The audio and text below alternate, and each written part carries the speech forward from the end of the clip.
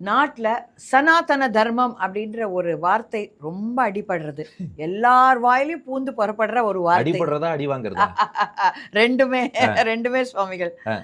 அந்த வார்த்தைக்கு என்ன அர்த்தம்? சனாதனம்னா தொடக்கம் முடிவு இல்லாமல் அழியாமல் எட்டர்னலா இருப்பதுன்னு அர்த்தம். இப்ப தர்மம்ங்கிற வார்த்தைக்கு வருவோம். ஒண்ணு தர்மம்னா செட் ஆஃப் ரூல்ஸ், அதாவது ஒரு அறநெறிகளின் தொகுப்புன்னு வச்சுக்கலாம். ஏதோ ஒரு குறிப்பிட்ட சாரார், ஒரு குறிப்பிட்ட இடத்துல வாழறவா, குறிப்பிட்ட குலத்துல பிறந்தவான் இல்ல. இந்த உலகத்துல உள்ள எல்லா ஜீவராசிகளுக்கும் இங்கே வாழும் காலத்திலும் மறுமையிலும் எல்லா நன்மைகளும் கிடைப்பதற்கு எந்தெந்த செட் ஆஃப் ரூல்ஸ் உபாயமா சாதனமா வழியா இருக்குமோ. இப்போ ஒரு உதாரணமா, நீ சத்தியத்தை பேசு, தர்மத்தின்படி நட, இது சனாதன தர்மம்ங்கிறா. இப்போ உண்மையை பேசுறதுங்கிறது எல்லாருக்கும் ரிலேட் ஆகும். ஒரு ஹிந்து தான் இல்ல, ஒரு கிறிஸ்டியன் தான் இல்ல, ஒரு முஸ்லீம் தான் இல்ல, ஒரு பிராமணன் இல்ல, பிராமணர் இதெல்லாம் எதுவுமே கிடையாது. ஆண் பெண் ஒண்ணுமே கிடையாது. உண்மை பேசுனா அது எல்லாருக்கும் பொருந்தும். அப்பா அம்மாவை விழுந்து வணங்கு, அப்பா அம்மாவுக்கு மரியாதை கொடு, இது யாருக்கு பொருந்தும்? எல்லாருக்கும் பொருந்தும். கொடுத்த வாக்க காப்பாத்து, எல்லாருக்கும் பொருந்தும். அற வழியில வாழு, எல்லாருக்கும் பொருந்தும். எல்லார்ட்டையும் அன்பு காட்டு, எல்லாருக்கும் பொருந்தும். அரசனாக இருப்பவன் தன்னுடைய பிரஜைகளை தன் பிள்ளைகள் போல் பார்த்துக்கணும், இதுவும் எல்லாருக்கும் பொருந்தும். இப்படி எல்லோருக்கும் பொருந்தக்கூடியதாக இருக்கக்கூடிய, எல்லாரும் நன்மை அடையணும்னா எந்த செட் ஆஃப் ரூல்ஸை ஃபாலோ பண்ணணுமோ அந்த எட்டர்னல் செட் ஆஃப் ரூல்ஸ், இதுதான் literal English translation. Eternal set of rules that guide all beings to ultimate good. இது சனாதன தர்மம். இது ஒரு விளக்கம். இதே தர்மத்துக்கு கொஞ்சம் டெக்னிக்கலா இன்னொரு விளக்கம் இருக்கு. தர்மம்னா எசென்ஷியல் கேரக்டரிஸ்டிக்னு அர்த்தம் சொல்றான். அந்த ஒரு பண்புன்னு சொல்லுவோம் பாருங்க, அதுக்கு தர்மம்னு பேராம். நெருப்புக்குன்னு ஒரு இயல்பு உண்டு, என்ன? சுடும்.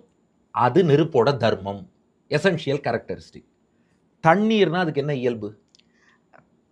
கூலா இருக்கிறது, குளிர்ச்சியா. தண்ணீர்னு அதுலயே இருக்கு, குளிர்ச்சியா இருக்கு. அந்த குளிர்ச்சி என்பது தண்ணீரோட தர்மம்.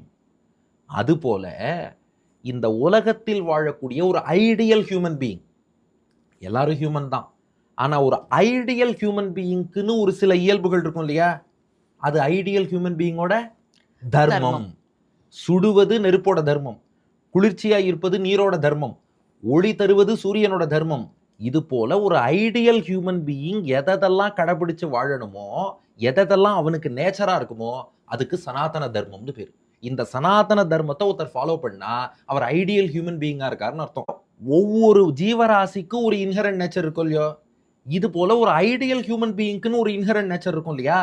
அதுதான் சனாதன தர்மம். சனாதன தர்மம்ங்கிற ஒரு ஐடியல் ஹியூமன் பீயிங்னா எப்படி வாழணும்? பெற்றோரை மதிக்கணும், கொடுத்த சொல்ல காப்பாற்றணும், எல்லார்ட்டையும் அன்பு காட்டணும், இது போல ஒரு ஐடியல் லைஃப் வாழணும் இல்லையா? அதுக்கு தான் சனாதன தர்மம்னு பேரு. இப்ப நீங்க இதெல்லாம் கேட்டதுனால ஒரு விஷயம் சொல்றேன். இந்த ஆக்சிமோரன் இங்கிலீஷ்ல சொல்லுவா இல்லையா? ஆக்சிமோரன் அப்படின்னா என்ன உதாரணம் சொல்லுவானா? Living dead.